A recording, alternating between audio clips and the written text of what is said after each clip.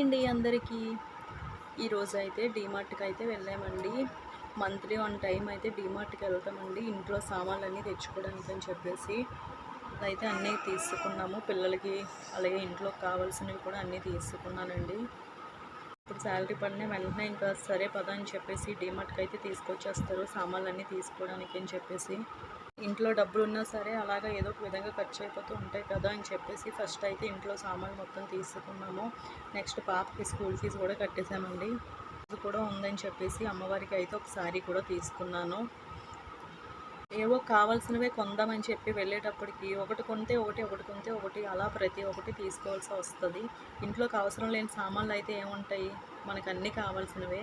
అందులో మన లేడీస్ అయితే ఒక దాంట్లో చేపెట్టి ఇంకో దాని దగ్గరికి వెళ్తామండి.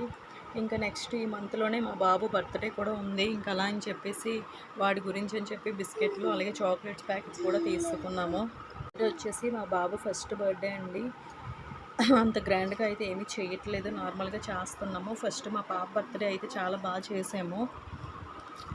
కొనుక్కొని వచ్చినప్పటికైతే బిల్ అయితే వాసిపోయిందండి. సామాన్లు అయితే తక్కువ, బిల్ అయితే 5,000 అయింది.